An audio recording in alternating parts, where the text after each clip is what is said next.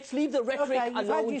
Let's leave the far-right rhetoric, John, that you've been pandering here on this channel. The far-right the far-right bigotry that you've been pandering on this. Well, I'm sorry, John, your language is far-right.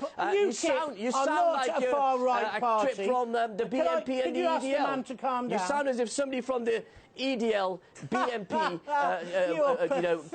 notebook, and that's your identity. Who's pathetic? You're pathetic. You're pathetic of your language. Gents, if I can jump in here, interrupt you. Excuse me. Daniel was shooting here, gents. If I can ask both of you just to pause for 1 second.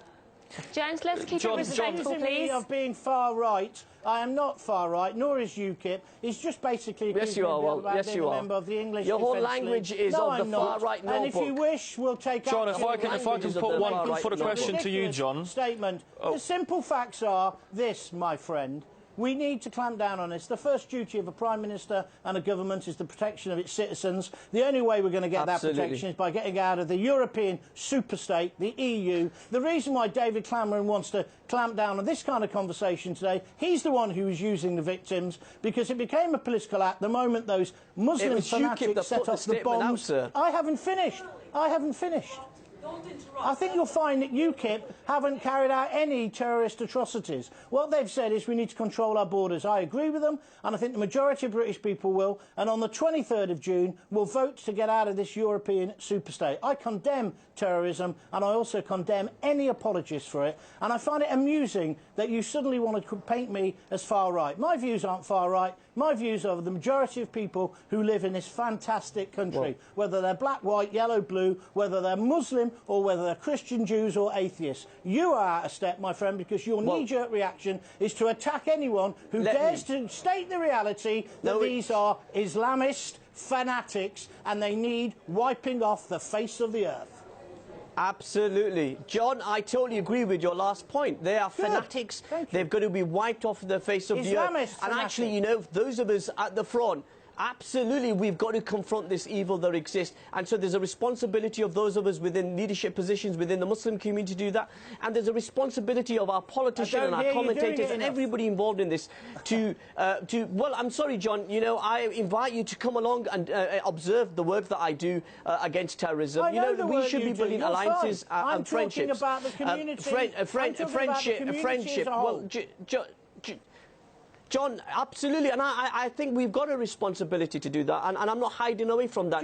But, you know, our approach in this debate... direct question. Do you believe there is a real problem with political Islam in the West at the moment? With political Islam, not with Muslims, but with political Islam. Do you think there's a problem? Well, I'm sorry, it's that... Gents, if I can just jump in, let me just jump in with a new question here, a new angle here. Mohammed, Europe at the moment looks pretty divided, doesn't it? People are, there's a sense of perhaps fear against Islam and Muslims. Stop Islam is one of the most trending hashtags on the web today, the 5th most popular hashtags, and Muslims are unfortunately likely to be both behind these attacks and also perhaps the victim in future of a backlash because of these attacks. What do you say to that? Well, you know what? Yes, we've got a problem with terrorists.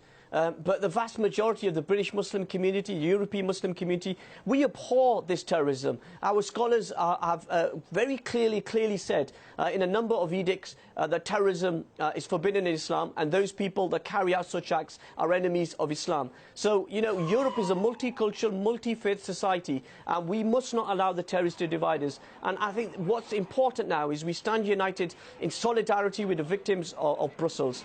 And yes, we stand solidarity against victims of terrorism anywhere around the world, but our, you know, demonising innocent Muslims or attacking and killing innocent Muslims, as we've seen tragically over the past few years, is not a suitable response to terrorists. It should be unity against terrorism.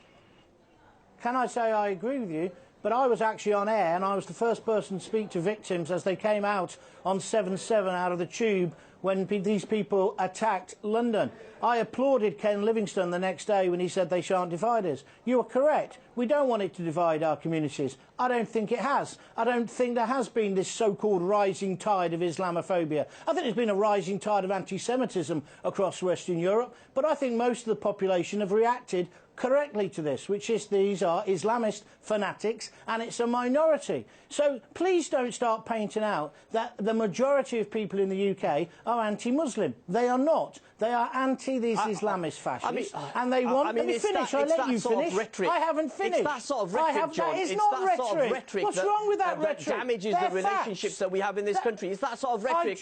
Well, that's the rhetoric from the far right, and then you claim you're not from the far right. Come on, John, grow up. How is it? Tell me how that's the rhetoric of the far right. Me saying that after 7/7 there was not reprisals. After 7/7 people understood it was a minority. How does that possibly happen? I don't know. We've been extremely I don't know what planet you live on. This country. I don't know what planet you live on. Do you not accept there's been a rising tide of anti-Semitism? Anti-Muslim Let's talk about the Imam up north, who they all said immediately was attacked by a white person. Well, you seem to be on a roller coaster. You can't stay still in one place, can you?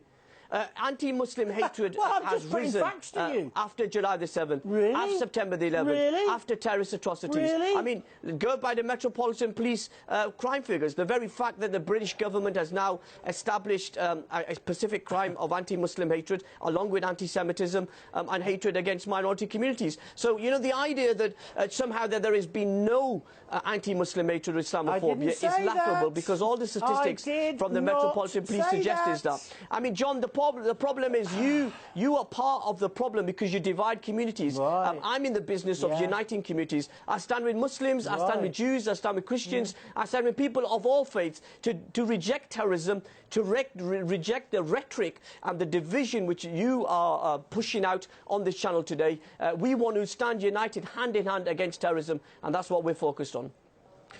I find it terribly sad that you've stood on your soapbox and come up with such a load of lies and nonsense. At no point have I pushed a far-right agenda. What I've told you is there's been a rising tide of anti-Semitism. Your language is of the far right. Your language of the far right. I'm not accusing you to be of the far right. I'm saying your language is of the far right.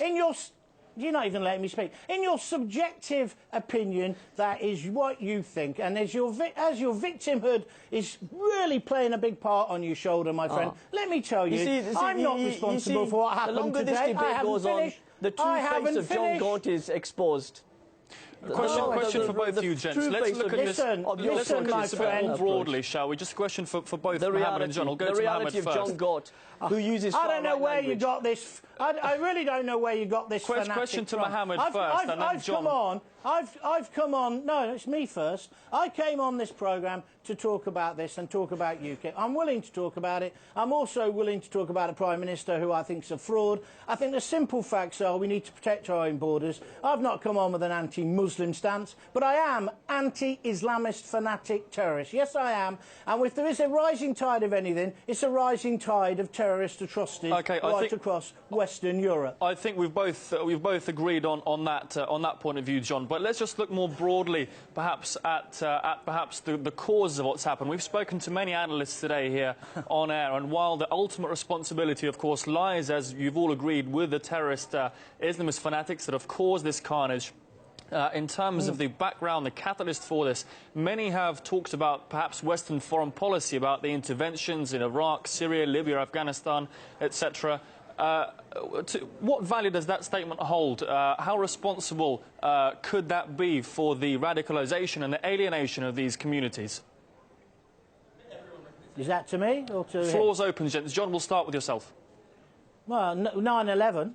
That happened before any of these so-called attacks. Our foreign policies played a part, but are we now going to just bend down to terrorists? Absolute nonsense. A proper democratic state can't act in that way. There is no excuse for these terrorist atrocities. The responsibility for the deaths in Belgium today, the deaths in Moscow, the deaths in Paris and the deaths in London and in New York lie with the terrorist scum who carried them out and the evil, twisted ideology behind it. Let's not make any excuses for these people. We can't sit down and have tea and biscuits like Jeremy Corbyn's suggesting. You can't negotiate with people who are willing to blow themselves up for their cause. There is no negotiation. We're a democracy. We're a great democracy. We're one of the greatest countries in the world, along with the United States of America. We're not going to take any of this nonsense whatsoever.